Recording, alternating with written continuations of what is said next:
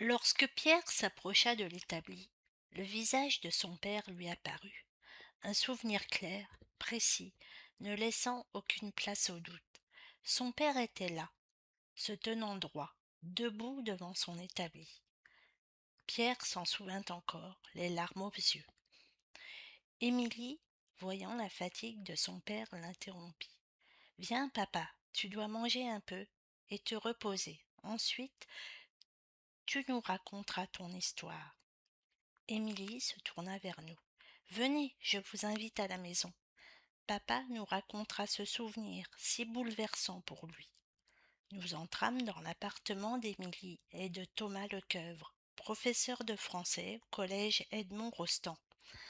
Ce qui attira mon regard au premier abord, c'était une boîte de pinceaux à calligraphie posée sur son secrétaire, non loin sur une étagère, un très beau livre. Voyant ma curiosité, Émilie me raconta brièvement l'histoire de son grand-père chinois, Xiong Li Sung, et son récit raconté dans le livre des temps anciens. Un témoignage laissé en héritage à son fils Liang et à ses petits-enfants, Kang et Jiao. Je savais qu'elle ne m'en révélerait pas davantage, et je respectais cela. À la fin du dîner chez Émilie et Thomas, réunis autour de la table de la salle à manger, Pierre, remis de ses émotions quelques heures plus tôt, reprit son histoire. Je m'en souviens encore, quand j'entrai pour la première fois dans la boutique de mon père. J'avais 8 ans. Je posais un regard émerveillé devant chaque horloge oiseau, découvrant des mécanismes aussi différents les uns que les autres. Ce jour-là, mon père travaillait sur ces rouages si particuliers quand je vis le curé du village entrer dans la boutique. La clochette de la porte tinta doucement, comme si elle saluait un vieil ami. Grégoire ne leva pas tout de suite les yeux. Il tenait entre ses doigts une roue dentée, minuscule, si fine qu'on aurait dit un éclat de lumière. Le curé attendit, les mains croisées, devant lui, respectueux de ce silence qui régnait toujours dans l'atelier. Père Augustin, murmura finalement mon père, en déposant la pièce sur le velours noir. Grégoire, répondit le curé, avec un sourire fatigué, j'ai besoin de votre génie. Je me souviens avoir senti quelque chose changer dans l'air, comme si les murs eux-mêmes retenaient leur souffle. Le curé avança d'un pas, sa soutane frôlant le parquet. L'orgue de l'église, commença-t-il. Il ne tient plus l'accord demanda mon père. Ce n'est pas cela. J'aimerais qu'il puisse jouer seul. Mon père releva enfin la tête. Ses yeux bleu-gris, les mêmes que les miens, se posèrent sur le visage du curé avec une intensité que je ne lui connaissais pas. Seul, répéta-t-il. Oui, sans organiste, à heure fixe. Je vis alors dans le regard de mon père une étincelle. Pas de surprise, pas de doute, une étincelle de possibilité. Il essuya ses mains sur son tablier, s'approcha du curé et dit d'une voix basse. Ce que vous me demandez est difficile, mais pas impossible, n'est-ce pas? Répondit le curé. Mon père sourit. Ce sourire discret, celui qu'il avait quand une idée venait de se poser dans son esprit, comme un oiseau sur une branche. Non, pas impossible. Le curé soupira, soulagé. Je savais que vous seriez l'homme de la situation. Mon père se tourna vers moi. Je n'avais que 8 ans, mais je compris ce jour-là que quelque chose venait de commencer. Quelque chose qui dépassait les rouages, les ressorts et même la musique. Quelque chose qui plus tard deviendrait mon héritage. Mon père invita le curé à s'approcher de l'établi. La lampe articulée projetait une lumière dorée sur les pièces d'horlogerie, comme si chaque fragment de métal contenait un secret. « Approchez, père Augustin, dit-il doucement. Je vais vous montrer. » Le curé se pencha, les mains derrière le dos, comme un élève devant un maître. Sur le velours noir, mon père avait disposé 3 éléments. Un cylindre à picot, une roue dentée et un petit soufflet de cuir. « Voici le cœur du système, expliqua Grégoire, en touchant le cylindre du bout des doigts. On dirait un rouleau de boîte à musique, murmura le curé. Exactement, mais celui-ci ne commande pas des lames métalliques.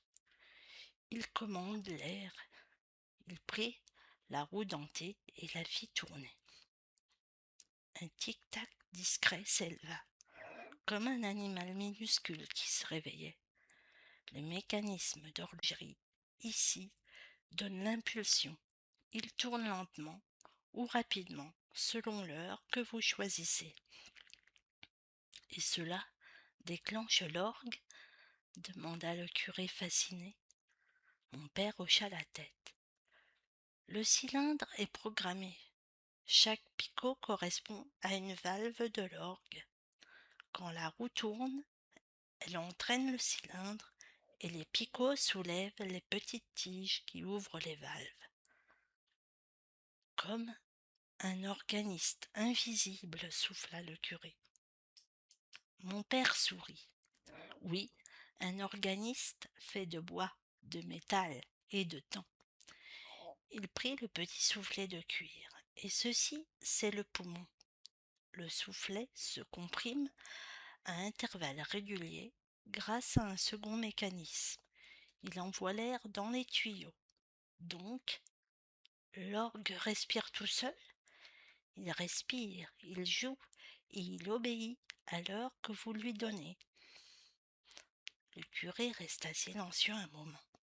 Je voyais dans ses yeux une émotion étrange, un mélange de foi, de respect et d'émerveillement.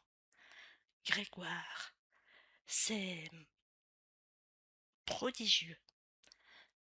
Ce n'est que de l'horlogerie, répondit mon père. Mais si cela peut servir votre église, alors je le ferai. Le curé posa une main sur l'épaule de mon père. Vous ne servez pas seulement l'église, vous servez le temps.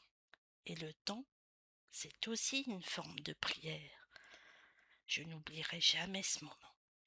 Le tic-tac de la roue dentée, la lumière sur le cylindre, la voix basse de mon père. C'était comme si l'atelier venait de devenir un sanctuaire. Pendant que mon père expliquait en détail le fonctionnement du mécanisme, je m'approchai timidement et remarquai qu'il ressemblait à une horloge géante. Pas une horloge comme celle qui pendent au mur des cuisines, non. Une horloge vivante, avec des organes, des souffles, des muscles de métal.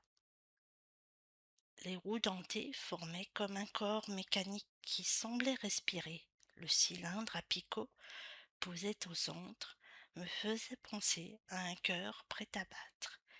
Et les tiges fines, alignées comme des nervures, attendaient qu'on leur donne la vie. Je levai les yeux vers mon père. Il parlait au curé, mais je savais qu'il sentait ma présence. Il avait cette façon de se tenir légèrement tourné vers moi, comme s'il voulait que je comprenne aussi. « Tu vois, Pierre, dit-il soudain, sans me regarder, ce mécanisme, c'est comme une horloge qui ne donne pas l'heure. »« Elle donne la musique ?» murmurai-je. Le curé se tourna vers moi, surpris par ma voix.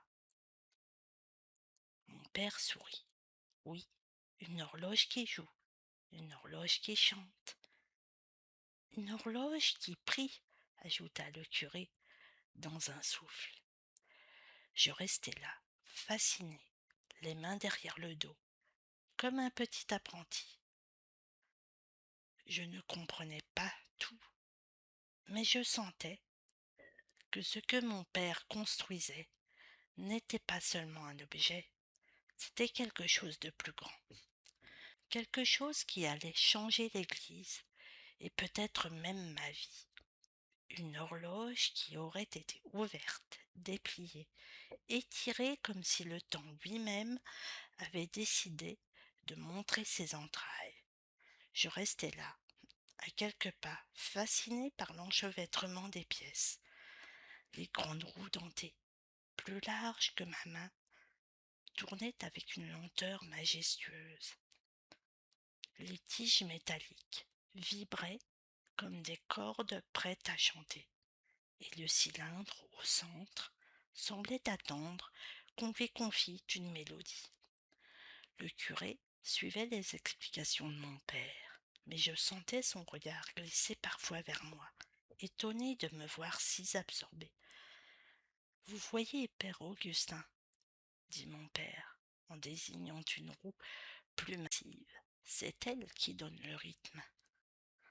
Comme le balancier d'une horloge, murmura le curé. Exactement, sauf qu'ici, le rythme ne sert pas à mesurer le temps, mais à le transformer en musique. Je sentis un frisson me traverser. Le temps transformé en musique. Je n'avais jamais imaginé que les deux pouvaient se toucher. Mon père continua, sa voix calme emplissant l'atelier. Chaque dent, chaque picot, chaque levier est réglé pour déclencher une note précise.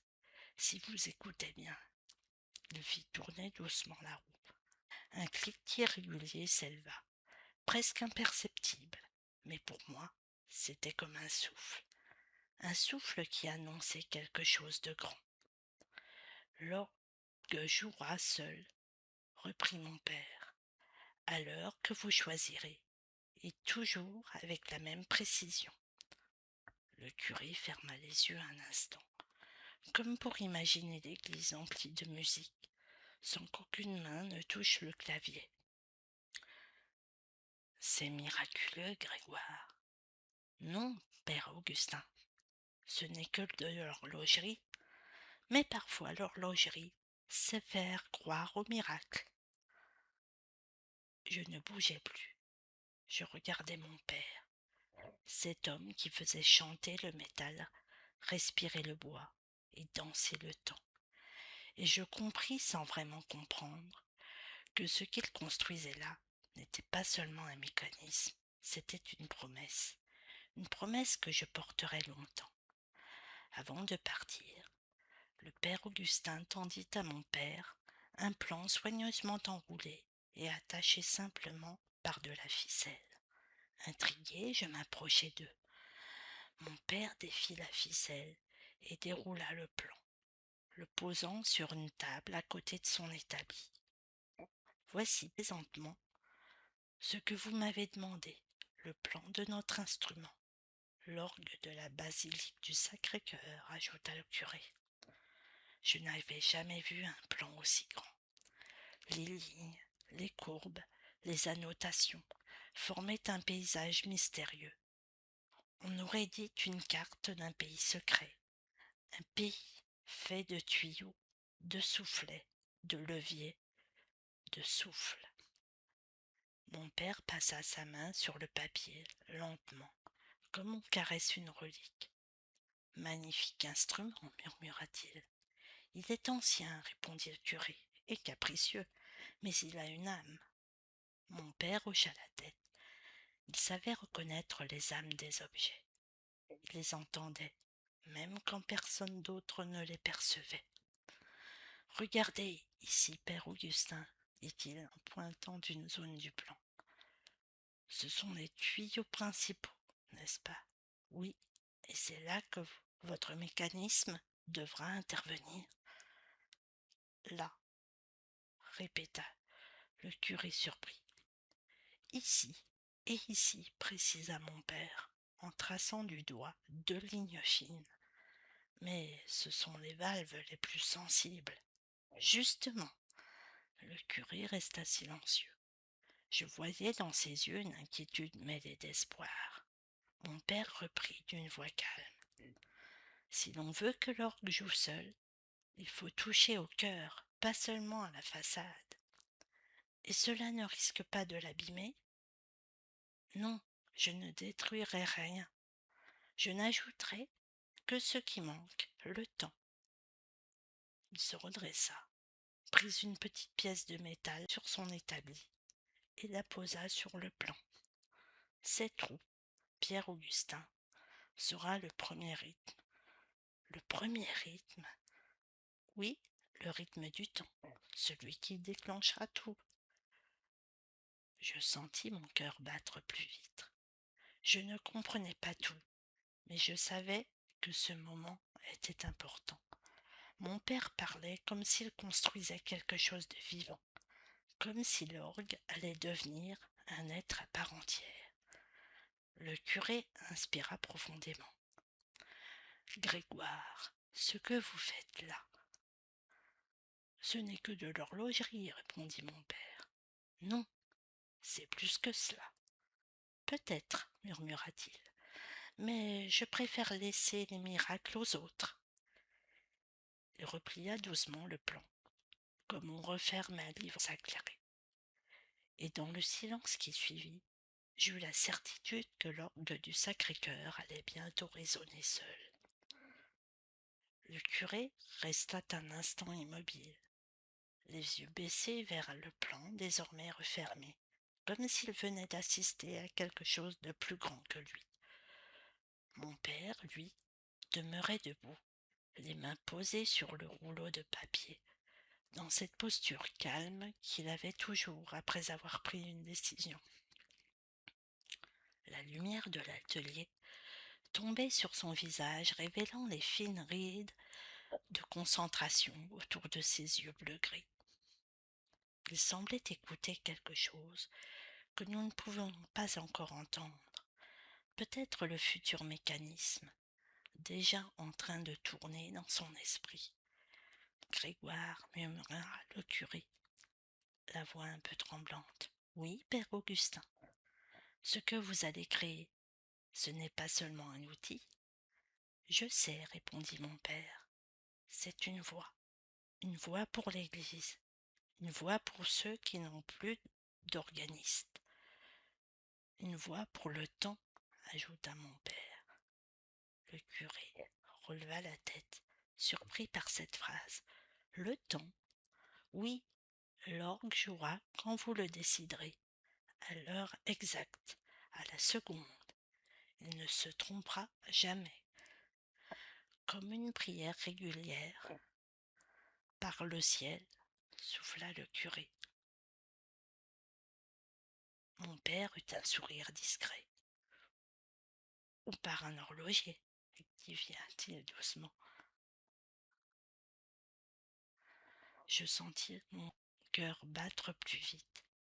Je regardais mon père, cet homme qui parlait du temps, comme d'un compagnon, et je compris que ce qu'il allait construire n'était pas seulement un mécanisme, c'était une rencontre, celle du souffle, du métal, de la foi et de l'heure. Le curé se redressa, reprenant un peu de son assurance. Quand pouvez-vous commencer? Ce soir, répondit mon père sans hésiter. Ce soir? Oui, le temps n'attend pas. Le curé hocha la tête, profondément ému. Alors je vous laisse à votre œuvre. Il fit un signe de tête respectueux, puis se dirigea vers la porte. La clochette tinta à nouveau, mais cette fois, elle résonna comme une promesse. Mon père resta silencieux un moment. Puis il posa sa main sur mon épaule. Pierre, tu vas m'aider. Je levai les yeux vers lui, surpris. Moi? Oui. Ce que je vais construire, tu dois le voir, tu dois le comprendre. Pourquoi? Parce que ce mécanisme, ce sera un jour le tien. Je ne compris pas encore ce que cela signifiait, mais je sentis, dans ce moment suspendu, que quelque chose venait de s'ouvrir dans ma vie. L'orgue ne m'avait pas encore révélé tous ces mystères.